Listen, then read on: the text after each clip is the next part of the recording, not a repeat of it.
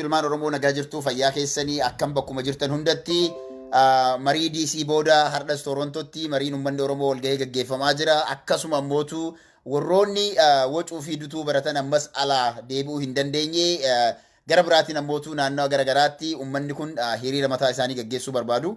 Kanaaf Oromoon uummata kanaaf gurra kan kennine uummata kana akka sareetti because saree maraatte malee namni harama deeman maratti nama mormu namni mariidhaaf qophii hin qabne namni nama wajjin mari'achuu hin dandeenye namni nama mariidhaan mo'achuu hin dandeenye yeroo hundaa wanti inni si godhu maqaa si balleessuu sitti wacuu sitti dutuu akka saree maraatteetti bakka hundatti nama fayyaa qabu ciniinaa deemu sareen maraattee ilmaan Oromoo abbaa isii guddisellee dhiistu. Kanaaf saree maraattee abbaa isii guddistellee waan hin dhiibneef waa'ee saree maraattee lafa kennee waa'ee keenya qofa irratti haa xiyyeeffannudha. Har'a maal godhuuf deemna? Kaleessa galgala laayiviin ture ilmaan Oromoodhaa isteeta garaagaraa irraa ka'anii Washington DC dhaqanii hojii boonsaa fi hojii nama gammachiisu hojjetaniitiin deebi'anii iddoo sana keessatti ammoo maaltu ture kan jedhu ummanni kun iddoo galma qabamee maallaqni guddaan itti kafalame maallaqa guddaa kafalanii kisaara guddaa keessa seenanii cufsiisan jedhanii garuu Oromoon achirraa maal godhe abshaalummaa Oromoo siyaasaadhaan bira kutuu isaanii waan jarri jedhaa turan akka mukaa dhaabanii maal digimtii maal nu godhan jedhaatiin turan digimtiin goone Oromos are well beyond their capacity. Sammuun ilmaan Oromoodhaa yeroo ammaan tanaa sammuu Habashaan ittiin yaadu daran bira kutee jira. They are still jarri kun hardhallee 18th century keessa jiru. Oromoon garuu 24th century jiraachuu jira. Oromoon keessattuu dargaggeessi Oromoo ummanni Oromoo diasporaa keessa jiru 24th century dha. Jiruun jiraataatiin jiru sammuu saniin yaadaa jirra. Sammuu addunyaa takkitti yookiin ammoo jaalalaan waliin jiraachuun akka danda'amu agarsiisu keessa jira jechuudha Oromoon. Haa ta'u malee waltajjiin kaleessa ilmaan Oromootiif barnoota adda akka ta'e irra deddeebinee hubannee waan kana garaa keenya qabachuu qabna.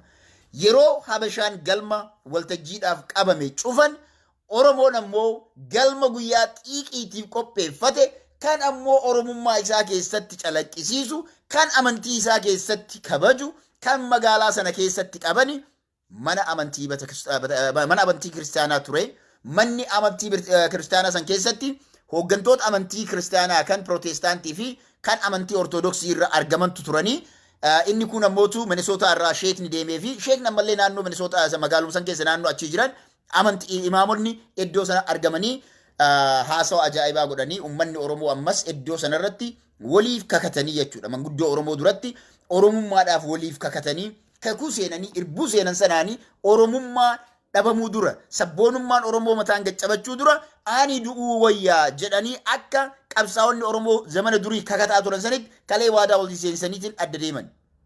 Kanaaf Oromoon bakka kamiyyuu jirru waadaan ummanni Oromoo isteeta garaagaraa irraa dhaqee bakka sanatti galan suni waadaa bakka nu bu'anii galan waan ta'eef waadaan suni nuufis waadaadha.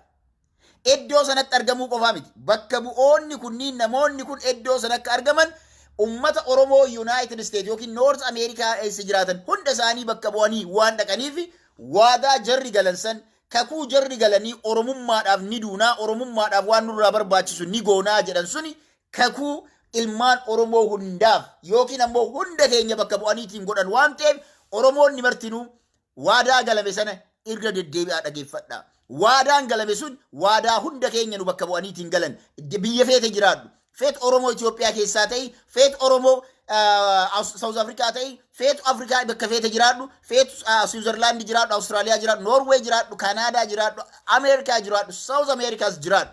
Eessumaayuu taanaan Oromoonni iddoo sana dhaqanii waadaa galan suni waadaan isaan galan waadaa Oromummaati malee waadaa miseensa ummata achi walgahii gahee sanaa miti.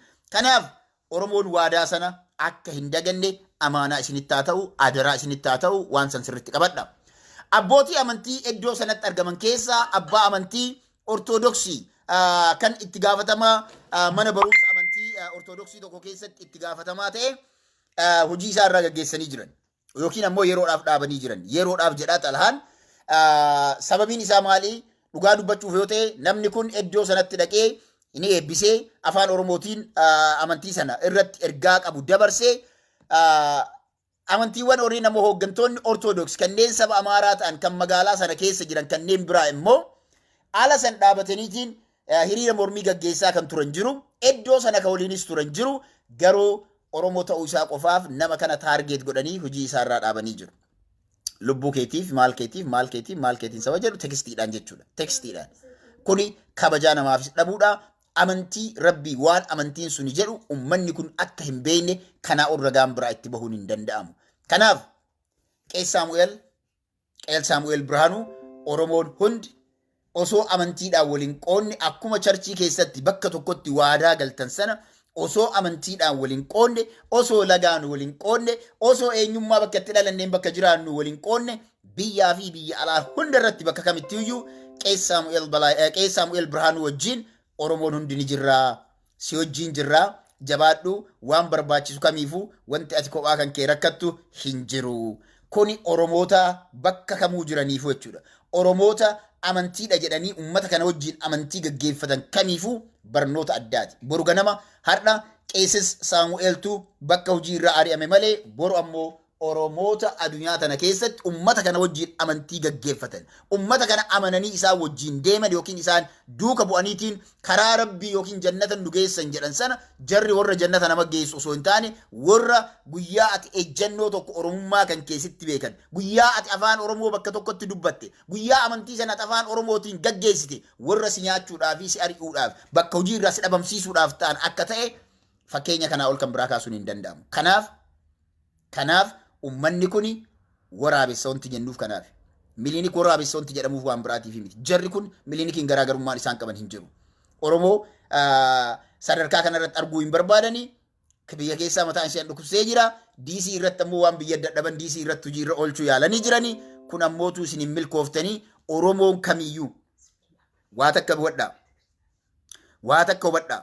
Oromoon ilmaan Oromoo kamiyyuu qeesis balaayiif abbammaan kamiyyuu karaa barbaachisaa ta'een deeggarsa isaaf godhamuu barbaachisu isin gaafatamee wanti tokko gadi baanaan halkan takka keessatti waan ummanni kun godhuu hin dandeenye waan hanga ammaa hawwuun dadhabame hunda akka qeesicha kanaaf gootan adaraa isinitti haa ta'u kuni dhaamsa kiyya. Maaliif Oromoon akka Oromootti dhaabanna malee Oromoon lagaa fi amantiidhaan abadan gargar hin baanu. Qees Saamu'eel Birhaanuu si wajji jirra yoomillee taanaan eenyullee taanaan Oromootti gufuu ta'uu hin danda'u. Qeesonni Oromoo kanneen biroo kanneen charchii ummata kanaa wajjin jiraatan waan tokko isin hima. Qeesicha tokkotu isteeta biraa irraa Minesootaa dhufe. Minesootaa dhufee jennaan walgahii wayii irra yaamame. Walgahii wayii irra yaamamee walgahii sana irratti dhaqee yoo inni deebi'u dhabuu hin dandeettu jedhaniin jalqaba hin dhufaa jedhu. Hin dhufa jedhee dhufuu hin dandeettu jedhame amma dura Minesoota kan ta'e kun. Qeesichi kun Juulaay 4 dabre irratti jechuudha. Dhugaa jiru waliin jiru. Juulaay 4 dabre dirree Juulaay 4 kanatti as Minesootatti wali gahanii achi dhufee yaada isaa kennee ture. The next meeting waan biraa irratti affeeramee jennaaniin ni dhorgan. Qeesichi sun Kaalifoorniyaa irraa jijjiiramee Minesootaa dhufe na fakkaata mana isaaf kennamuu danda'u tajaajila addaa akka qeesa tokkootitti waan argachuu qabu sababa inni bakka Oromoon oolee galeef ni dhorgatan. Kuni qeesis balaayin kan duraatii miti. Garuu qeesichi Minesootaa dhufe sun achi bahee gadi bahee kutatee waan kana narra gahee jedhee uummatatti waan as hin deebi'iniif nama kanaaf Oromoon homaa gochuus hin dandeenye bira dhaabbachuullee hin dandeenye. Kanaaf yaa ilmaan Oromoo duuti takkuma lubbuun takkuma. Dirqama ummanni kun mana jannata rabbii bira ummanni kun sin geessu. Jannata rabbii bira kas geessu hujii keeti. Amantii feeteenuu ta'e hujii kan keetti achi si geessa. Ummanni kun ummata Oromootiif waan karaa gufuu waan ta'anii jiraniif ummata kana wajjin charchii tokko keessa dhaabbattanii wantummaan isin godhattan tokkolleen waan milkaa'u hin fakkaatu. Kanaa ol wanti afaan ittiin isinitti nullee hin jiru. Kanaaf akkuma biyyarraa eegalame amma dura Jawaar Mohamed jedhaa ture. Oromoon afooshaa ofii, masgiida ofii, charchii ofii, dukkaana ofii, hoteela ofii qabaachuun dirqama. Kana yoo goone qofa isaan of dandeenyee dhaabbachuu dandeenya. Kanaaf wanti fedhe karama kamiinuu gargaarsi barbaachisaa ta'e qabannaan karaa namni hedduun yeroo baay'ee onlaayinii kanaan yoo gargaarsi banamu namni hedduun onlaayinii irratti gargaarsa kennuu hin danda'u nama muraasatu kenna. Kana ammoo gargaarsi ni guurama taanaan nama kanaaf haalli mijaa'ee as dhiyaata taanaan qeesis Saamu'eel Birhaanuutiif akka Oromoo tokkotti dhiiga keessan akka namni dhiiga ofii kennutti nama lubbuu qabuuf of muraatii waa godhaa. Of muraa waa godhaatii Kana booda namni kun Oromoon akka Oromootti dhaabbachuu akka danda'u, Oromoon akka Oromootti socho'uu akka danda'u barnoota guddaa kan nu kenne maaf waltajjii sana irratti argamtaadhaaf Oromoo wajjin waan amma dura waa jedheen tureen. Qeesonni amantii Ortodoksii qaban kanneen saba Amaaraa irraa dhalatanii biyya diyaaspooraa kana jiran waltajjii sabaaf sablammootaa kamuu eebbisuu hin qabanii jedheen ture guyyoota muraasa dura. Because I know them to the bottom of them. Hanga hudduu isaaniitti jechuudha. Hanga gadiitti jechuudha. Maal akka ta'an waan isaan beekuuf kana jedhe. Har'as borus taanaan namni akkamitti waltajjii irra dhattee waltajjii Oromoo eebbisaadhaaf hujii irraa nama ari'u, nama gaggeessu, lubbuu namaatiif nama sodaachisu, kana booda qaasis balaa irratti wanti takka rakkoommaan tokko isarra gaha taanaan qeesi Saamu'eel irra rakkoon tokko gaha taanaaniin waliin dhiifnu beeka. Kana sirriitti hubadhaa. Qeesis balaa akka abbaa amantii tokkotti daangaa amantii isaa osoo hin cabsin eebba godhee waltajjii irraa nama deeme malee nama akka keessan nama maqaa gaarii nama cubbuu takka hin qabne maqaa hin xureessine. Kanaaf amantiin teessan amantii akkamii akka taate wanti isin hordoftan amantii rabbiin yookiin ammoo nabi Iisaan qabatee isin rabbiin keessa isin rabbeettaniin amantii nabi Iisaan qabatee isin dhufe osoo hin taane amantii sabummaa akka barbaaddan hordoftoota amantii Amaaraa qeesota Amaaraa kanneen amantii Ortodoksii keessa jirtan sun ofirraa bara. Bifa kanaan Itoophiyaa isin warra Itoophiyaa diiguudhaaf akka taatan ifatti beeka. Kanaaf Oromoon sammuu gadi qabachuun qabu, Oromoon Islaamaa, Oromoon Kiristaanaa warri waaqeffataa dhimma kana dhimma keenya jedhaati hojjedha. Dhumate bakka garaagarummaan kanaan addaan nu baasan hin jiru. Akka nama amantii Islaamaa qabu tokkotti ummata amantii kamiyyuu qabaatan Oromoo bakka rakkoon isaan irra gahetti adda durummaadhaan hirmaadha. Inni biraa ummanni amantii Protestant yookiin charchii sana fuudhaniitiin yeroo kennan Oromoon amantii Islaamaa qabu maal barataa kan jedhu beekuun barbaachisaadha. Kana booda iddoon amantii keenya bakka Oromoon sabni keenya rakkatee jirutti Oromoo keenyaaf gaaddisa ta'uu danda'u qaba. Hundi isaatu jechuudha. Daangaa tokkoon maletti jechuudha. Wantummaan abbaan fedhe haa wixxisu, abbaan fedhe waan fedhe haa jedhu, abbaan fedhe samii baheeti fedhu yoo danda'e samii koree gadaa deebi'u. Dhaabbileen siyaasaa fi amantii keenya hundi isaaniitu waan diisiitti ta'eerraa waan ajaa'ibaa akka baratanii fi Oromoon kamiyyuu maal akka very good. Eenyu namni asirratti amma waa hiraa jiru Fayyisaa Amaan ammayyuu goofandiin banamee jira 13,000 gahee jira jedha. Kanaaf Oromoon hundi isaaniitu Fayyisaa Amaan liinkii sana ergaa sheer godhaa liinkii sana agarree waan san sheer godhaa.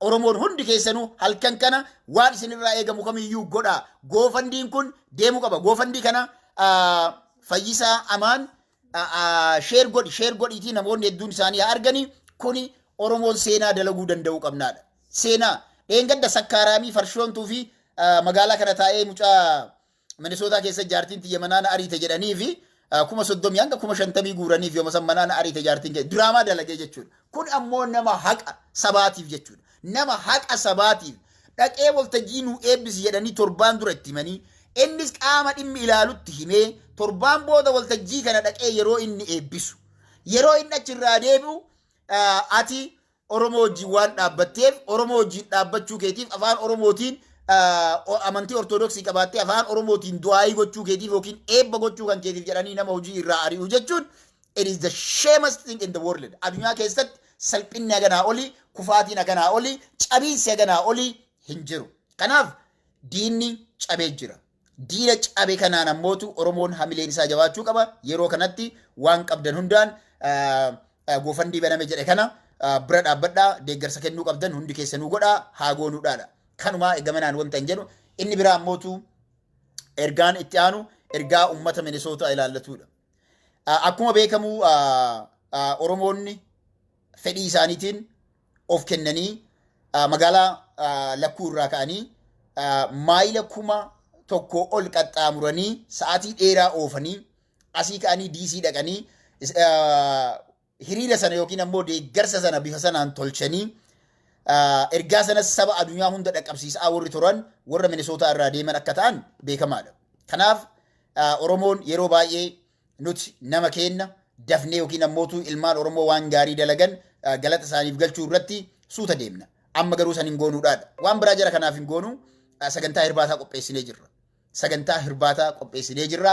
Sagantaa hirbaataa kanaan Oromoo Minisootaa hunda bakka buutanii dhaxxanii warroon isteeta biraa jirtanillee osoo magaalaa kana jiraattanii sagantaa hirbaataa kanan wajjin nyaattanii nutti tola. Garuu ammootu isteeta garagaraa waan jirtaniif qalqaamaan nu biraa fagaattanis yaadaan isin bira jirraa akkuma nu wajjin jirtanitti isin lakkoofna. Warri isteetota garagaraa irraa dhaxxan Denver irraa, Houston Texas irraa, LA irraa, Atlanta irraa, Chicago irraa, Maryland irraa illee naannoo isteetota achi irraa faffagaatan irraa yookiin kan dhiyaatan irraa illee warri dhaxxan affeerraa iraataa qopheessinee jirraa. Oromoon yookiin ammootu tiimni waan kana ta'uu qaba jedhee itti amanee qopheessee jiraadha. Sagantaan iraataa kuni guyyaa boru malee iftaan jechuudha. Tuesday galgala sa'aatii 5 irraa hanga sa'aatii 8tti waldaa hawaasa Oromoo communitytti baga gammaddanii seenaa boonsaa dalaydaniitiin as galtan kanaafi isini boonnee jirraa jabaadhaa kan jedhuu fi ilmaan Oromoo kanneen biraallee jechuudha. Uf dura saba isaaniitiif wanti isaan dalagan yeroodhaa yerootti galata kan qabaachuu qabuu fi kama cadhifnee harka dhoofneetiin hawa gurbaan sun waan akkasii dalageemi guyyaa san kan jennu osoo hin taane walillee geennee kan irratti mari'annu waan ta'eef naawamii maatii sheer godhamee jira. Goofandimiin qeesis Saamu'eelii fi sheer godhanii jiranii goofandii anillee asirraa bu'ee sheerin godha. Hundumti keessan wanti gootan maalidha? Warri Oromoon magaalaa lakkuu jirtan jechuudha. Minisootaa jirtan natu isin affeeraa jiraadha. Iddoon itti ol geenyu eessa? Oromo Community of Minnesota. Maakubin jechuudha. 435 Maakubin Avenue irratti jechuudha. Minnesotatti 5 PM irraa hanga 8 PM dha. Ni mari'anna, waliin nyaanna, waliin bashannanna, waan yaada keenya waliif dabarsinaa. Kanaaf Oromoonni magaalaa lakkuu keessatti argamtan guyyaa kanan wajjin argama. Namoonni maqaa isaanii nuti argachuu hin dandeenye kanneen ammoo asirraa konkolaataadhaan yookiin ammoo xiyyaaraan gama DC deemtanii DC irraa deebitan hundumti keessanuu guyyaa kana bakka sanan nu argama. Walittis nuuf hima. Namni nuti hin argin, namni nuti qaamaan hin beekne yoo jiraate iddoo kanatti kabajaadhaan keessummoota keenya kan kabajaa waan ta'aniif maasha Allah. Laal maallaqni GoFundMe qeesis Saamu'eeliidhaaf godhamaatiin jiru 18,480 seenee jira jedhama. Halkan kana 100 bira kunneetiin buluu danda'uu qabna. Kanaaf qeesis Saamu'eel Oromoon hundi si wajjin jira. Kanaaf adaraa isinitti haa ta'u Oromoonni mana kana keessa jirtan hundumti keessanuu waan kana ammarraa asirraa walakkaadhaan ba'aatiin kennaa donate godhaa. Kiniini thank you so much. Qeesis balaa wanti godhamaafiin jiru kun maasenjaraan garaa jalaatiin namni tokko maasenjaraan yeroon geessee irratti na as darba anillee amma asirraa sheer godhaa laalaatiin waan kana irratti hojjennaadha. Kanaaf warri Minisootaa keessa jirtan hojii lama jechuudhaan hojjennu. Deeggarsi kun seenaa ajaa'ibaa galmeessuu qaba. Habashoonni har'a ol geetteetiin baalaadaraa jedhan sanaaf 100 guutuudhaaf boo'aa turan. 100 guutuu qabnaa maal ta'uu qabnaa jedhanii boo'aa turan. Amma nama 300 immoo nama 60 isaan laalutti jira. Nuti ammootu Oromoon hayyuu isaanii yookiin ammootu jabaa isaanii kutataa isaanii kan saba kanaaf jedheetiin biddeena isaatiin dhabe inni laal dalagaa dhabe har'a saba kanaaf jedhee dalagaa dhabe. Halkan kana keessa ammoo sabni kun nutu siif jira Qaasis Saamu'eel dhugaadhaaf dhaabbatte malee Oromoo taateef qofa iddoo sana hin dhanne osoo sammuu qabaatanii abbootiin amantii Ortodoks iddoo sana dhaqanii waan sana dhaama ergaa qabanillee dabarsanii waltajjii sana eebbisaniitiin deemuu qaban ture. Garuu isaan kanan goone Oromoo ta'uu isaatiif afaan Oromootiin iddoo sanatti du'aa yookiin eebba godhuu isaatiif hojii irraa Qaasis Saamu'eel Birhaanuu ari'anii jiru. Nama gaddisiisa. Kuni seenaa Oromoo keessatti qabsoon uummata Oromoo iddoo kamittiyyuu jechuudha. Uummanni kuni Oromoodhaaf rafanii akka hin bulle, Oromoodhaaf guddina akka hin hawwine, Oromoodhaaf hooggansa akka hin hawwine, Oromoon at least namni kun waan akka namaa godhaa beeka. Maatii qabdaa maali?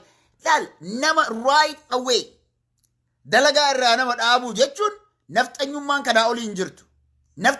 Diinummaan kanaa olii hin jirtu beeka. Diina akkanaa kana wajjin jiraachaa ture uummanni Oromoo waggaa 100 ol jechuudha.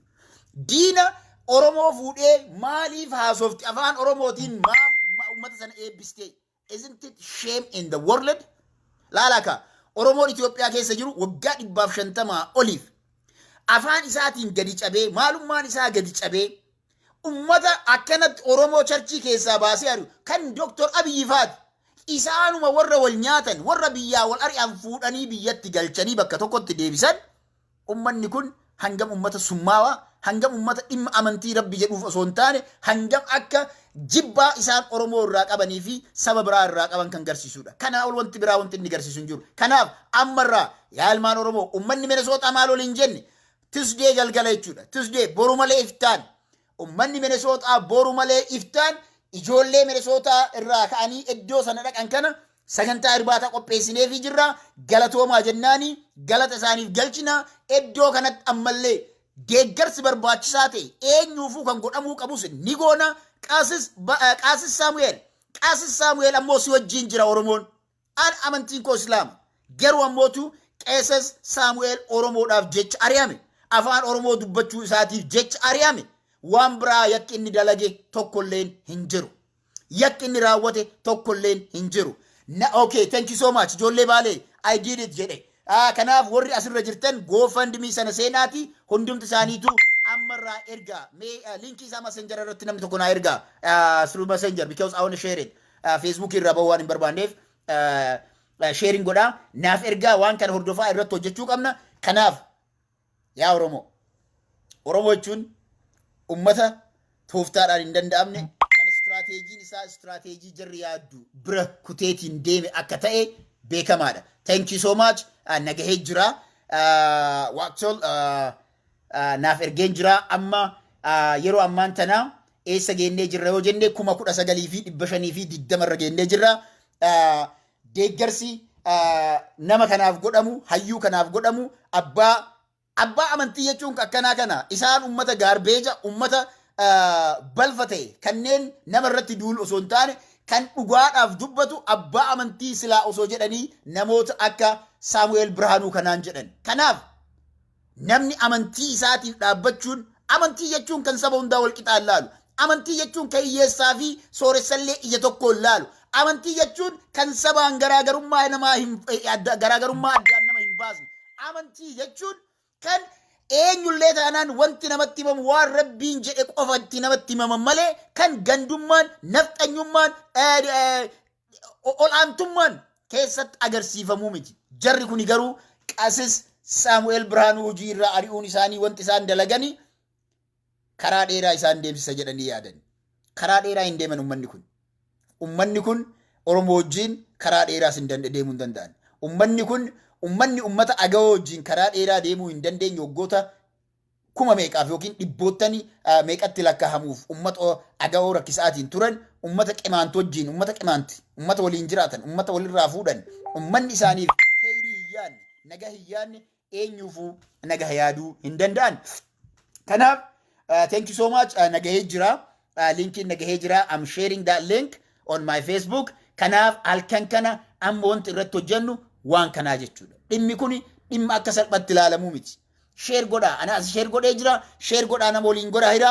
Oromoon hundi keessanuu jechuudha. Namni isin probably isin bira namni jiru. Hiriyaan kan namni isin bira jiru. Kan GoFundMe kana keessatti directly kennuu hin dandeenye isin bira jiraataanaan kaasha irraa fudhaati baankii keessaniin yookiin ammoo cheeqa isinii barreessee baankii keessan irraa donate godhaa kutannoodhaan hojjedhaa waan kana because we need to show them hangam Oromoon maal akka ta'e jabina Oromoodhaa wal dhagahuu Oromoo dhagahuu danda'uu beekuu danda'uu qaban ummanni kun ummata sabummaa timkatanyaa warri jedhamu kun jechuudha bar ummanni timkatanyaa ummanni ani qawwatti amana timkatanyoos nan jedhaniitiin ofii isaaniitii fudhatan kun ummata sammuu harreetiin yaadu. Ummata sammuu harreetiin yaadu. Ummata sammuu namaa qabu miti. Ummata akka saree bakka namni deeme hundatti namatti dutuudha. Kanaaf ummata kanaaf Oromoon mataa qaqqabachuu osoo hin taane isaan mataa isaanii gaccabsuun dirqama ta'a. Kanaaf yaa jabaadhaa ilmaan Oromoo deeggarsi kun halkan kana sadarkaa guddaa gahee within 24 hours we have to surprise them. Within 24 hours. Kanaaf Qaasis Saamu'eel warroonni addunyaa irra jirtan marti keessanuu aktivistoonni keessanillee hundi keessanuu jechuudha waan kana irratti hojjedhaa galatooma maqaa namoota hedduu asirratti argaa amma namoonni doneeshinii kana kennitan hedduu nama gammachiisaa 150 20 30 waan qabdan laal 50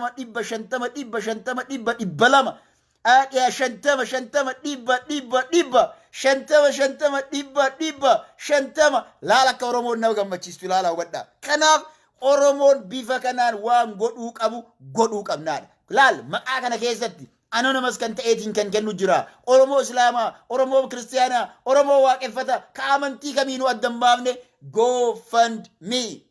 GoFundMe Qaasis Samuel birhanu kanaan Oromoon mirkaneessitee jirti. Laalika Oromoo amantiidhaan adda qoodamtee amantiidhaan bataskaana gubdee maal gubdee jedhan. No. Oromoo waan akkasii hin qabdu. Oromoo wanti qabdu Oromummaadhaan wal bira dhaabbachuu dhiiga keenya eenyuyyuu addan baasuu hin danda'u. Addan baasuun hin danda'amu. Kanaaf kana booda duulli diina keenya beenyee jirra yaa Oromoo. Eenyu diina keenya akka ta'e beeknee jirra. Eenyu Oromoodhaaf Oromoo irratti sharrii yookiin ammoo summii akka facaasaa jiru agarree jirra. Kanaaf ilmaan Oromoo hundumti keessanuu deeggarsa kana halkan kana bakka jirtanitti hiriyoota jirtanitti jalaan itti ergaa masenjaraan itti ergaa itti erguun kuni murteessaadha. Dabarsuun kun waan kana murteessaadha. GoFundMe dooneet gootanii qofan dhiisinaa sheer godhaa garaa jalaan godhaati kennaa jedhaani $50 $100 $200 waan qabu haa kennu namni dirqama maallaqa guddaa ofirraa baasuu miti. Oromoon biyya alaa jirru deeggarsa qeesi Saamu'eeliif nuti goonu kuni ummata Habashaa kanaaf ajandaa isaan baasanii faranjoota yookiin ganda faranjootaa deemanii yookiin seneetoroota magaalaa isaanii bira dhaqanii laal ummanni kuni amantii akkasii godhaa waan akkasii godha jedhan sun completely disprove godhaa jechuudha. Disprove godha. Ragaa biraan barbaachisu. Kanaaf adaraa isinitti haa ta'u manni asir mana kana keessa jirtan hundumti keessan waan kana godhaa. Inni biraa jidduudhaan kasii yaadachiisu Oromoota asirraa ka'anii ilmaan Oromoo asirraa ka'anii DC deeman listiin namni hanga nu gahee jira kan nu gahin illee ni jira hanga nama 30 yookiin ammoo achi ol kan ta'u akka karaa irra jiran ni beekna walakkaan maybe DCtti illee kan boqonnaa fudhatan jiraachuu ni malanii. Kanaaf namoonni nuti listiin argatin hedduutu jira. Kanaaf namoonni hundi keessanuu jechuudha warri DC deemtanii DC irraa dhuftanii adaraa isinitti haa ta'u maqaa namoota isin waliin deemanii karaa jalaan naaf barreessaa. Wanti barreessinuuf maali kabaja addaa isiniif qabna. Ulfina addaa isiniif qabna. Ulfina kanas nurraa dhuftaniitiin wanti goonu ulfina addaa jechuun onnee irraa walii yaaduudha. Waan ammoo akka maallaqaati goonu akka Qeesi Saamu'eel bira dhaabbannu kana bira ni dhaabbannaa.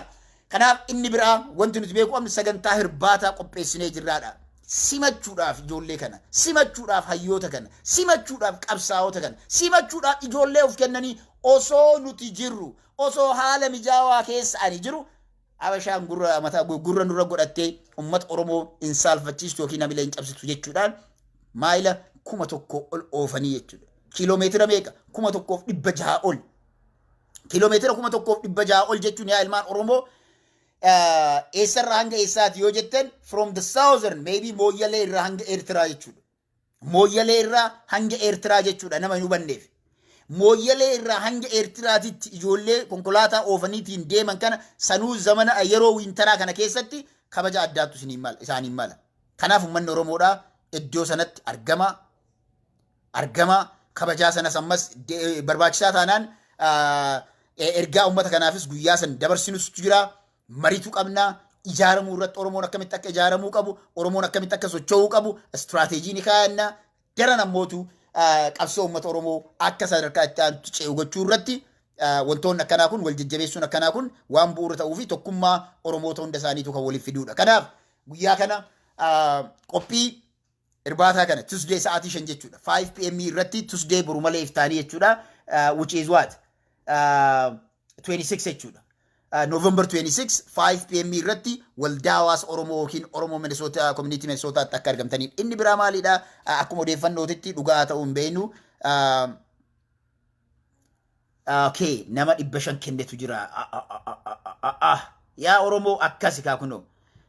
You see that namoonni maallaqa guddaa donate godhaatiin akka jiran kan nama ajaa'ibsiisu 500 donate nama godhetu jira jettanii asirraa barreessitanii jirtanii ulfaadhaa galatoomaa galata guddaa qabdu jennaan. Kanaaf Oromoonni biraas aktivistoonni biraas Oromoon bifa kanaan wal hamileessuun wal cimsuun barbaachisaa waan ta'eef 500 kan kennite maqaa isii warri 200 kenne asirratti argaa maqaa kana hunda yaamuun hin danda'amu. Hanga ammaa garuu namni kenne nama 276tu kenne. Namni 276 almost 20 yoo kennu Oromoon namni kuma tokko kuma lama osoo irratti hirmaate seenaa galmeessifnaa jechuudha. Seenaa, this is the history. Kanaaf hundumti keessanuu seenaa dooneeshinii kana kenna. Dooneeshinii kana gochuun ammootu qabsoodha. Qabsoon kana qaba. Qabsoon kana qaba. Tokkummaan kana qaba. Oromummatu kana qaba. Osoo iddoo sanatti namni kun argamuu baatee maqaan geenye jedhamu maqaa ganniyyee jettee ganniyyee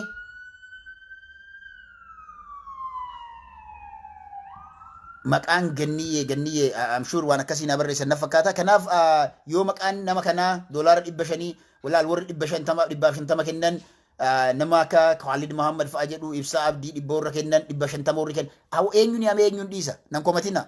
Kuni waan seenaa waan dalaguu qabnu waan jabaa jechuudha. Oromoon Oromoodhaaf akka jiraattu kan ittiin mirkaneessinu ta'a jechuudha. Kanaaf sheer godhaa keessattuu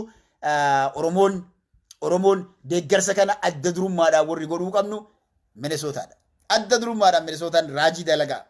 Sababiin isaas maali? Oromiyaa xiqqoo jedhamna kan. Oromiyaa xiqqoo jedhamna akka maqaa kennaa gochuun barbaachisaadha. Uummanni addunyaa irra jirtan ammootu bantii galataa faati warri as keessa jirtan warri biyya biraa irraa nu hordofaatiin jirtan naannoo keessanitti illee uummanni naannoo keessanii bifa cimeen hojjetee deeggarsa nama kanaaf gochuun barbaachisaadha. Kun dhimma Oromummaati waan ta'eef waan Minnesota yookiin ammoo United States qofa waan ilaallatu miti DC qofan ilaallatu jechuudha. Rakkoon kun rakkoo waliin diinni nurra fideedha. Kanaaf rakkoon isaa rakkoo keenya malee rakkoo isaatii miti. Namoota akkanaa kana bira dhaabbachuun Oromummaadhaaf warra rakkoo keessa seenan bira dhaabbachuun dirqama nutti haa ta'u. Inni guddaan isa kana kan biraa akkuma dura jedhe sagantaa irbaataa qopheessine warra DC deemanii DC irraa deebi'aniif guyyaa kamiisiniin jedhe Tuesday November 26 sa'aatii 5 irraa hanga sa'aatii 8tti sagantaa kana waan qabnuuf sa'aatii 5 irraa eegala irbaanni sa'aatii 5 irraa ergaanis ergamaa warri galanis maaliin akka galan maal akka isaan dhagaame Oromoo dhammootu akkamiin akka deemuu qabu akkamitti akka of ijaaruu qabus marii gaggabaabaa waan wal jijjiirruu fi kanaaf hedduun keessan yookiin Oromoon magaalaa kana argamtan sa'ee sana achitti argamaatii galatooma jedha. Asirraa ammas namoonni garaagaraa dooneeshinii kennaa jiranii jabaadha kana kan jennu jechuudha. Donationiin keessan maal taasisan? Share on Facebook and you can increase your donation by 3 times. Hubadha. Share gochuudhaan jechuudha. Share amma na bira namni ana bira taa'ee dooneeshinii kennaa jirutu jira. Namni dooneeshinii kennu yoo let me share that. Donation amma kennineen $1 hanga kennitee san maal ta'e jechuudha 3 times donationiin kun dabalaa waan deemuufi share gochuun wanti inni isin godhu hin jiru waa donate godhaati share godha waa donate godhaati share godha kana yoo gootan wanti isin kennitan sun dachaa hedduun akka dabalu Facebook irratti yoo masan agartanii kanaaf jabaadha kuni waan gaariidha haa jabaannu isiniin jedha warroonni hanga ammaa donationii kana kennitan an dhugaa dubbachuuf yoo taate share godha namoota biraatiin gahaa organizer organizer waan kana kiyyaa sanyii galatoomi kiyyaa sanyii organizer Silver Spring MD irraa jechuudha kana wanti Oromoo irraa eegamu wanti nurraa eegamu qabsoon Oromoodha akkuma kufaatiin ka'u qabsaawaan ni du'aa qabsaawaan ni kufaa qabsoon itti fufu akkuma jedhamu yes akkuma digdamaa ol bira dabarree jirraa jedhaatiin jirtanii kanaaf this is what we need kanaaf dafa jabaadha halkan kana Oromoon mirkaneessaa bakka jirru amma 20,690 irra geenyee jirra 20,690 irra geenyee jirra waan kana irraa gadi bu'uun nu barbaachisu waan kana irratti hojjechuun tokkummaa Oromoo agarsiisuun Oromoodhaaf jiraachuun kana kaa kuno Oromoodhaaf jiraachuun kana kaa Oromootiyya kanaaf isiniin boonnu kana ilmi Oromoo namoonni akka jawaar of kennanii onnee guuttatanii waan feetan fidaa jedhanii yeroo dubbatan eenyuun abdataniiti isin malee Oromoo kana malee kamiin abdatta kanaaf amma namni as hordofaatiin jiru nama hanga 200ti kanaaf share godha yoo share gootanis waan isin kennitan irratti dachaa 3 hin dabala share gochuun waan eenyuu waamiidha 10 irra deebitanii yoo share gootan eraza value jechuudha kanaaf waan rabbitu dabala jechuudha kan eenyu ka 3 hin baay'isu kun kan jettan kuni rabbitu godha rabbii jarri wallaalteetiin Oromoon qabatteetiin dhugaa fi haqa qabannee ittiin deemnu kanatu dachaa dabala kanaaf adaraa isinitti haa ta'u donationii keessan dabalaa hedduminaan dabalaa yoo dandeettan share godhaa garaa jalaan inbox godhaa waan share gootan kana irratti ammoo nama taag godhaatii itti kennaa ergaan kun nama olaa ga'u yoo barbaachisaa ta'e sabbar zeenaa OMN የደብረ ሰላም ቅድስት ማርያም ወይም ዲኤስኬ ማርያም ቤተክርስቲያን የሰንበት ትምህርት ቤት ኃላፊ ቄስ ሳሙኤል ብርሃኑ ከኃላፊነታቸው ታገዱም። ቄስ ሳሙኤል ብርሃኑ በአሜሪካን ሀገር በዋሽንግተን ዲሲ የኦሮሞ ኮሚኒቲ ከጃዋር መሐመድ ጋር ያዘጋጀውን የውይይት መድረክ መርቀው ከከፈቱት የሃይማኖት አባቶች መካከል አንዱ ነበሩ። በዋሽንግተን ዲሲ የኦሮሞ ኮሚኒቲ የውይይት መድረክ አዘጋጅ ኮሚቴ በቄስ ሳሙኤል ላይ ከተወሰደው እርምጃ ጋር በተያያዘ ሁኔታ ምክክር ላይ መሆናቸውም ተሰምቷል። ጉዳዩን ለማጣራት ወደ ቄስ ሳሙኤል ብርሃኑ ወደ ዋሽንግተን ዲሲ ደውለናል። ቄስ ሳሙኤል ብርሃኑ ጀቤሳ በአሁኑ ሰዓት መስመር ላይ ይገኛሉ። ጤና ይስጥልን ቄስ ሳሙኤል። እግዚአብሔር ይመስገን። እንደምን አላችሁ? ደህና ናችሁ ወይ? ደህና ነን ቄስ ሳሙኤል። እንግዲህ ከዋሽንግተን ዲሲ በተገኘው መረጃ መሰረት ከኃላፊነቱ እንደ ታገዱ ነው የሰማነውና እስኪ ሁኔታውን ጠቅላላ አድርገው ቢያብራሩልን። እሺ፣ ፕሮግራሙን አዘጋጅታችሁ በችግሬ ሰዓት አሁን ስለደወላችሁልኝ በመጀመሪያ አመሰግናለሁኝ።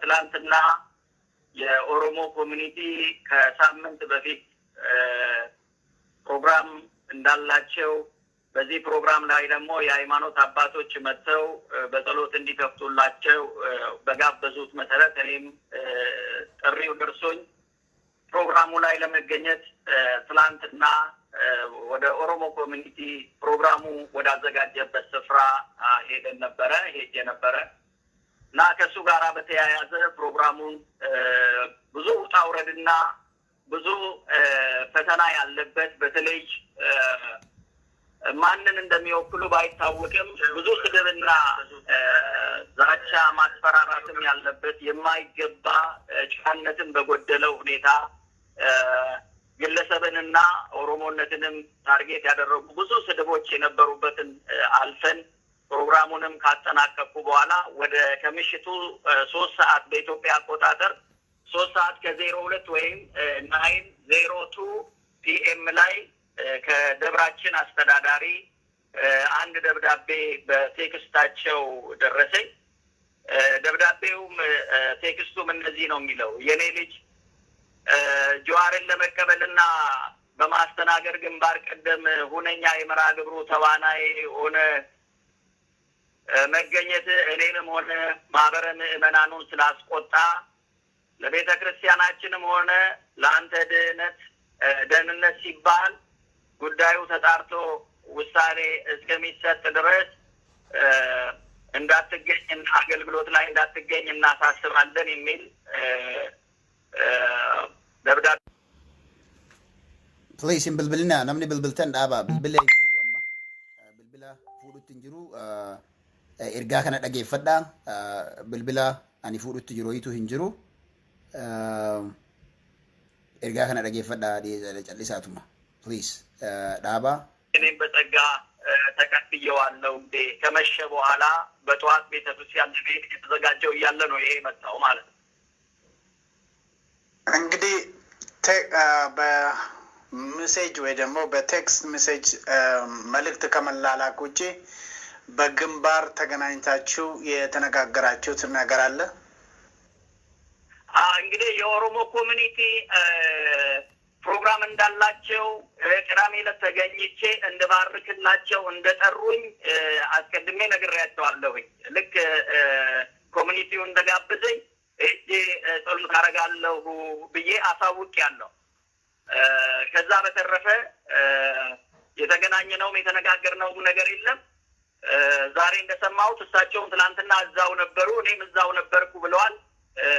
ያው የነበርንበትና የተሰለፍንበት ሁኔታ የተለያየ ነው እንጂ እሳቸውም ትናንትና እዛው ተገኝተዋል። ግን እኔም እዛ ስለተገኘው እንግዲህ ቤተክርስቲያኒቷም እዛው አካባቢም ያሉትም የቤተክርስቲያን ሰዎችም ስላሉ ለዛ ነው እንጂ በፕሮግራሙ በኋላ ያው በአጭር ጊዜ ውስጥ ወረቀት ስለተላለፈ መልእክት ስለተላለፈ ለመገናኘትና ለመነጋገርም ምቹ አልነበረም። ጠዋት ደግሞ ያው አገልግሎት ነው የነበረው።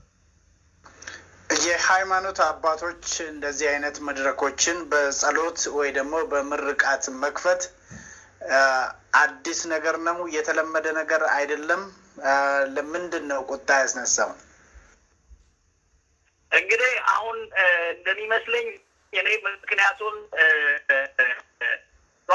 ቤተክርስቲያን አቃጥሏል፣ ጀዋር ክርስቲያኖችን ገለዋል፣ ጀዋር ጸረ ቤተክርስቲያንና ጸረ ኦርቶዶክስ ነው የሚል ቅስቀሳዎችም ስለነበሩ ብዙ ነገሮችን ይሞት፣ ይገደል፣ ይታሰር የሚሉም ስለነበሩ እኔ ደግሞ ሰው ባላጠፋ ጥፋት እንደው የታሰረ ይፈታ፣ ካህን የታሰረ ይፈታ፣ ለሞተው ካሳ ይከፈል፣ ፍትህ ይስፈን ብዬ የምሟገት ሰው ነኝ።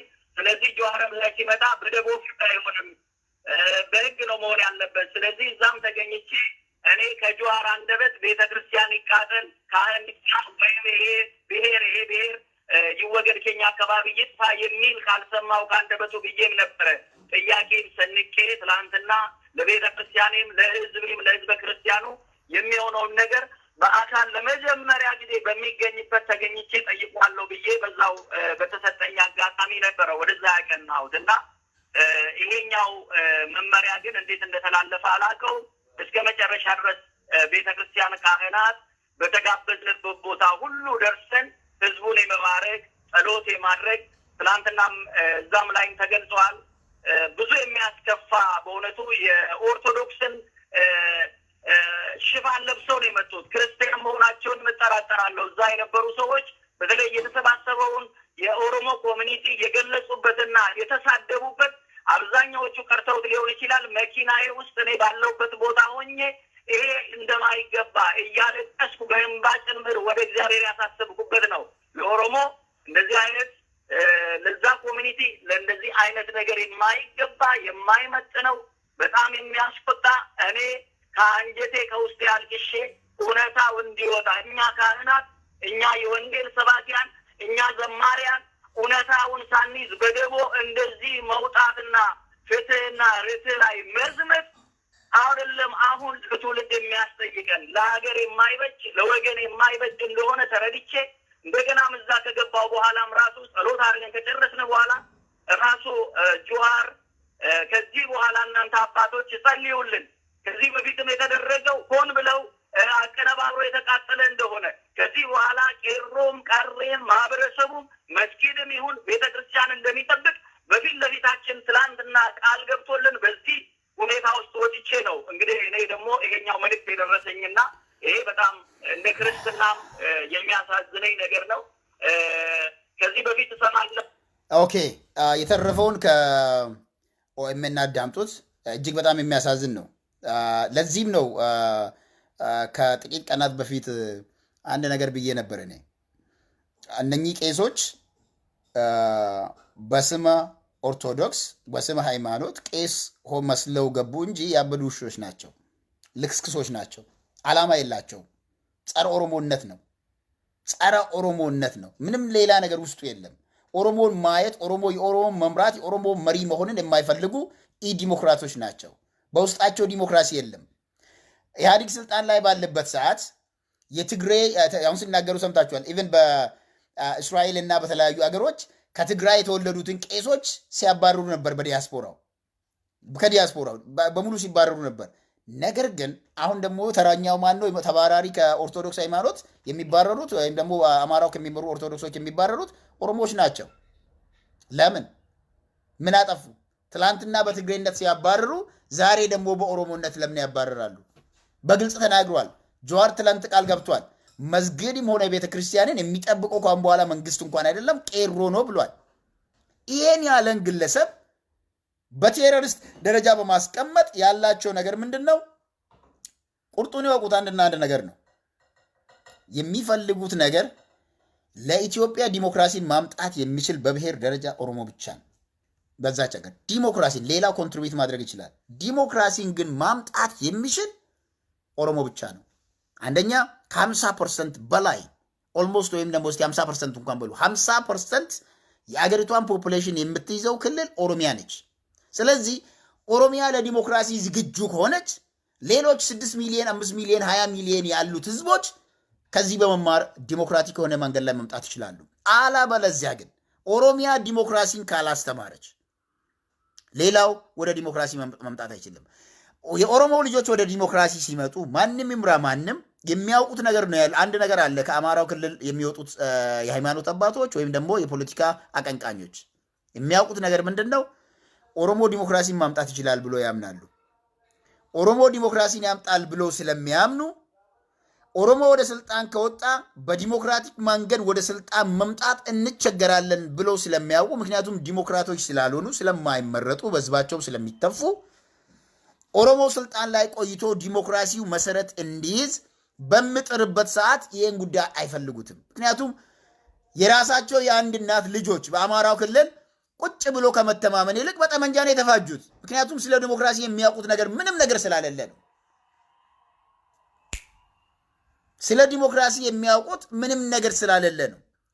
ለዚህም ነው ለአንዴና ለመጨረሻ ጊዜ ከወደቁ በኋላ የሚፈራገጡት። የአዋሳ ወይም ደግሞ የሲዳማው ህዝብ የክልልነት መብት ለራሳቸው በሽታ ነው። ምክንያቱም እነሱ የሚያውቋት የተጨፈለቀችን ኢትዮጵያ እንጂ ዛሬ የኦሮሞ ልጆች እንደተሰጣቸው ታግ የኦሮሞ ልጆች እንደዚህ ይሄን ኢትዮጵያ ሊቃወማታል ወይም ደግሞ ፌደራሊዝምን ይጣላውታል እንደምን ፌደራሊዝምን በቁጥር አንድ የሚጣላው ማን ነው ከተባለ የአማራው የፖለቲካ ሰዎችና የአማራው የኦርቶዶክስ ቤተክርስቲያን ነች። በጭራሽ ከዛ ሃይማኖት ውጪ ከዛ ቋንቋ ውጪ ሌላ ነገር ኢትዮጵያ ውስጥ እንዲኖር አይፈልጉም። ከአማራ ውጪ መሪ አይፈልግም። ይሄ አንዱ ምንም ግልጽ የሆነ መረጃ ነው። ስለዚህ በየቦታው ምናልባት ሚኔሶታ ላይ ነገ ሰላማዊ ሰልፍ እንወጣለን የሚሉ የተወሰኑ ግለሰቦች አሉ። መንገዱን ጨርቅ ያርግላችሁ ብርዱን ቻሉት እንላቸዋለን። ተረኞች ሰላማዊ ሰልፍ ለመውጣት ተረኞች እናንተ ስለሆናችሁ መልካም ሰላማዊ ሰልፍ ይሁንላችሁ። ምናልባት ነገ ሚኔሶታ ላይ የምትወጡ ከሆነ ማለት ነው። እኛ ደግሞ እነግራችኋለን መቼ እንደምትወጡ ወደፊት እነግራችኋለን። የተቃውሞ ሰልፍ መቼ እንደምትወጡ በግልጽ እነግራችኋለን። ቀርጸንም ደግሞ ለዓለም እናሳልፍላችኋለን። እኛ እንደናንተ ወይም ደግሞ እንደ ኢትዮጵያ መንግስት ጅሎች አይደለንም። የናንተንም ችግር የናንተ የማትፈልጉትን ችግር ቀርጸን ለዓለም ለመጀመሪያ ጊዜ በኢትዮጵያ ታሪክ የተቃዋሚዎችን የሰላማዊ ሰልፍ የሚቃወሙትን ኃይል ቀርጾ ለዓለም ያስተላልፈው ኦኤምኤን ብቻ ነው። ኢሳት እንኳን የአንዱ ወገን እንጂ የሚያሳየው ሌላው ነው። የኢትዮጵያ ሚዲያ ኦቢኤንም በለው ኦኤምኤን ሌላው ኢቢሲም በለው ተቃውሞን በስብሰባው ላይ ቁጭ ብሎ እንኳን ላይቭ አስተላልፉም የተቃውሞ ነገር ያለበት ምክንያቱም መንግስት ስለማይፈልጉ ሁሉም እንደደገፈው አድርጎ ነው የሚያቀርቡት ሚዲያቸውን ካያችሁ። ኦኤምኤን ግን ተቃውሞንም ጭምር አቅርቦ ኢትዮጵያ ወዴት መሄድ እንደምትችልና በምን መልኩ መሄድ እንደሚገባት መክሯችሁ ነው የሄደው። ቶሮንቶ ላይ ነው። እናንተ ውሻ ውጪ ትጮዋላችሁ እንዳበደ ውሻ።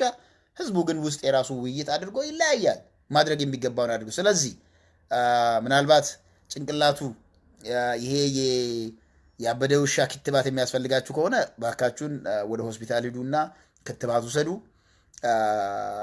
በርግጥ የሀበሻ የሚሰጠው ክትባት ሳይሆን የሚያድናችሁ ፈረንጆች ምናልባት የሚወጓችሁ መርፌ የተሻለ ሊያደርጋችሁ ስለምችል አደራችሁን።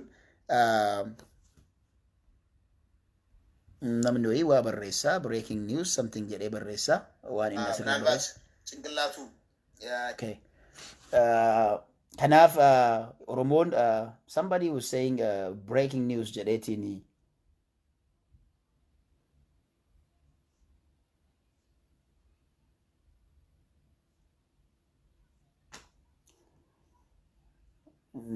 breaking news about next general. Yeah, that's a good breaking news. And in Dome Bach Agarbi one at Dawit Yeti. Oh, thank you so much to commenting and Kesantuko, Madi Yeti in Dubis Netre Kanaf, Ayalman Ormo Javada, Wari Minnesota Kesajirtan, Yomul Agarrajanera, Tuesday as Demukana, Borumale Tanje Chuda, 5 p.m. to 8 p.m. Rato Linyana, Oromota DC Demani, Undake Nabakabodi Devanin. Galata legal chinafi hamile isani wala jajabeessu sinin jedha gara biraatiin deeggarsa oromoon godhuu qabu bakka hundattuu haa goonu ergaan koo kanarraa isuma kana naaf jiraadha galatooma halkan gaarii deeggarsa goofandimii jedhu kuni amma maal irra gahee jira lemisi isin update godheetiin bu'aa yeroo takka 22,480 irra gahee jira please ilmaan Oromoo hundi keessanuu share godhaa deeggarsa kana agarsiisaa. Qees Saamu'eel Birhaanuu si wajjin jirraadha. Eessa akka dhalatte hin beeknu, maal akka hordoftu hin beeknu, hangam ati uummata kanaaf amanamaa akka taate hin beeknu, garuu hojii irraa kan ari'amteef Oromoo ta'uu kan kee qofaaf. Hojii irraa kan ari'amteef iddoo sana dhattee Oromoo eebbisuu kan kee qofaaf. Oromoo eebbisuu qofaaf. Namni osoo waan akka hin dalagin hojii irraa ari'amu yoo jiraate du'aa yookiin eebba gochuudhaaf የመጀመሪያው ላቶን ትችላለህ። ምናልባት የትግሬን ከዚህ በፊት እኛም ማናውቃቸው የትግራይ ተወላጆች በዚህ መልኩ ተባሮ ሊሆን ይችላል። ነገር ግን ለመጀመሪያ ጊዜ ምርቃትን በማድረግ ኤበጎቹዳን የመጀመሪያው ተባራሪ ቄስስ በመሆን ታሪክ ነው። ይሄም አንድ ሪከርድ ነው። ምናልባት ወደፊት ከነ ዶክተር አብይ መማር የማይችሉ ዶክተር አብይን ሰሞኑን ይደግፋሉ። የዛሬ 2 ወር 3 ወር ሲቃወሙት ነው የነበረው። ዛሬ ግን ዶክተር አብይን ይደግፋሉ፣ ጀዋርን ይቃወማሉ። እነኚህ ለዚህም ነው እኮ ያበዱ ውሾች ናቸው የምንላቸው። ሁሉንም ነው የሚናከሱት። አንድ ቀን ዶክተር አብይን፣ ሌላ ቀን ዶክተር አብይ ሌላ ጉዳይ ይሆኑታል። አይሲስ ብሎታል፣ አይስክሪም ብሎታል፣ ምን ብሎታል። ዛሬ ደግሞ ጀዋርን ነው። ምናልባት ዶክተር አብይ መንግስት ነው፣ ጀዋር መሐመድ መንግስት ነው አይደለም። መንግስት አይደለም፣ አንድ የኦሮሞ አክቲቪስት ነው። ካሁን በኋላ ግን ለጀዋር መሐመድ ውጪ ያለን አይደለም አገር ውስጥ ያለው የኦሮሞ ህዝብ ኃላፊነት ሰጥቶታል። ካሁን በኋላ አንድ መሪ መራመድ ነው እንጂ ያለብህ እንደ አክቲቪስት አይደለም። አክቲቪስት ብዙዎችን ማፍራት እንችላለን፣ ብዙዎች መስራት ይችላሉ በዚህ ዙሪያ። ሰው ከዚህ በኋላ አደራ የምንለው ጀዋር መሐመድ በሊደርሺፕ ደረጃ መሪ በመሆን የኦሮሞ የፖለቲካ ድርጅቶችን አንድ ላይ በማሰባሰብ ወደፊት ሄዱ፣ ተራመዱ። የኦሮሞ ህዝብ የትም ቦታ ከናንተ ጎን ነው የምንለው። ለዛሬው ያለኝ መልእክት በዚህ ያበቃል። ከናፍ ኤርጋና ነቀቡ ጀዋር መሐመድን ወንት እንዲ ቤኩ ቀቡ ፊ ኦሮሞን ቢየ ጅርተን ሀቶን ባላደራ ጀቴ ነማ ዲበለማን ወልጌቴቲን ባላደራ ሹምቴ ኑቲ አሞ ጀዋር መሐመድ አንጎ ከነኔ ፊ ጅራ ከነቦደ በከቡ አኬን ከነቦደ ኡመት ኦሮሞ በከቡ ጀዋር መሐመድ he represents all oromos all chris ጉያል ሰዲ ዱራ ጉያ ለማ ዱራ ፖስት ጎዴ ቱሬ ጀዋር መሐመድ represents all muslims and christian 100% ጀዴ ቱሬ ከሌሰ ዲሲ ራ አገርተኒሚ ijoolleen masqala godhatanii t-shirtii kaayatanii iddoo san argataniitiin Jawar Mohammed bakka nu bu'aa jedhan. That is why we say Jawar Mohammed amantii hunda bakka bu'a malee amantii tokko nama bakka bu'u miti. Inni simee jira haati warraa koo amantii protestant haati warraa isaa haati isaa abbaan isaa akka gara kanumaa ol ummanni habashaa kun wanti inni barbaadu maali? Namni akka isaanii summii facaasu ka summii isaanii qaama dibatee summii isaaniitiin cuuphamee bishaan isaanii keessaa bahee uummata Oromootii fi sabaaf sablammoota irratti duulu qofa waan barbaadanii fi Oromoon yoo danda'ame hanga dhumaatittu jechuudha. Hanga dhumaatittu Oromoon wanti nuti beekuu qabnu qabsoon uummata Oromoodhaan ni jalqabe malee hin xumurre. Oromoon kana booda qabsoon isin gootan. Oromoon kana booda wanti barbaachisu hidhannoollee barbaachisinaan kana booda ijaaramuu barbaachisinaan kana booda arda booda garuu wanti ijaaramnu akka lammata Oromoon walitti hin garagalletti akka lammata Oromoo jidduu diinni hin seenetti goonee waliin haa ijaaramnu. Dhaabbileen siyaasaa Oromoo bakka takka deebi'aa waliin hojjedhaa. Diyaaspooraan ammoo bakka takka deebi'aa waliin hojjedhaa. Yaamicha namni tokko godhu hundi keessan irratti argamaa isiniin jedhaa. Galatooma qophii namni tokko qabu jaalalaa wal affeeraa walitti maatii ergaa walii dabarsaatii akka dur Oromoo wal yaamtee bakka tokkotti waltajjii hundarra argamtu sanatti amma yeroo bakka takkatti argamnee waltajjii takkatti argamnee Oromoon akka Oromootti waliin sochootu isiniin jedhaa. Ulfaadhaa naaf jiraadhaa halkan gaarii isin jaaladhaa. Warri Minnesota keessa jiraattan ammootu November 26 boru malee iftaan jechuudha. Ijoollee DC irraa galan kana irbaata qopheessinee fi jirra. Sagantaa irbaataa sanarratti akka argamtanii fi isaan wajjin akka gammachiistan akka bira dhaabbattan waan isaan dalagan kan ammootu kabajaa guddaadhaan uummata Oromoo bakka bu'anii iddoo sana argamanii kabajaa guddaa kenninuu fi kanuma isiniin jedhaa. Oromoo community membership yoo ritaatanis Oromoo community namni hin ta'inis namni Oromummaan as keessa hin jirre guyyaa kana achitti tola agarru. Naaf jiraadhaa halkan gaarii. Assalaamu alaikum warahmatullahi wabarakatuh. Nagaatti. Goofandii hin dagatinaa. Goofandiin amma eessa gahee jira kan jedhu takka adaraa isinitti haa ta'u dafaatii goofandii miisan keessatti waa darba waan qabdan hin tuffatinaa. $20 15 watakka illee waan tuffatan wooma qabdan kennaa. Namni waan qabu kenne donna hin jedhamu jedhama. Namni waan qabu kenne donna hin jedhamu jedhama. Kanaaf adaraa isinitti haa ta'u jabaadhaa. Namni kun sadarkaa hedduun waa hedduun bira dhaabbachuu barbaachisaadha. Jarri kana goote probably Oromoon waan inni gammaduu danda'u nama kana iddoo sana keessaa jechuudha. Kana qofaa miti. ilmaan Oromoo kan ummata kana jalatti maqaa amantiitiin jecha maqaa rabbiitiif jedhanii jechuudha. Isaan jalatti hidhamaniitiin ta'an yeroon ummata kana jalaa gabrumfataa kana jalaa ittiin bahan amma. Hangar'aa gabrummaa jala turan ummanni kun. Gabrummaa jala turan. Sababiin gabrummaa jala turan afaan ofiitiin dubbachuu hin danda'an. Namni afaan ofiitiin amantii isaa yookiin saba isaatitti lallabuu hin dandeenye gabrummaa kanaa olii hin jiru. Gabroonni yeroo bitamaniitiin biyya Ameerikaatiif fidaman jalqabantu godhan maali? Afaan isaanii dagachiisanii afaan Ingiliffaa barsiisan. Dhumate gabrummaan kanaa olii hin jiru. Kanaaf gabrummaa kana jalaa bahuudhaafi ummata kana gabrummaa jalaa baasuun barbaachisaadha. Ummata kana gabrummaa jalaa baasuun barbaachisaadha. Maqaa amantiitiin gabroonfatanii irra ta'anii jiran.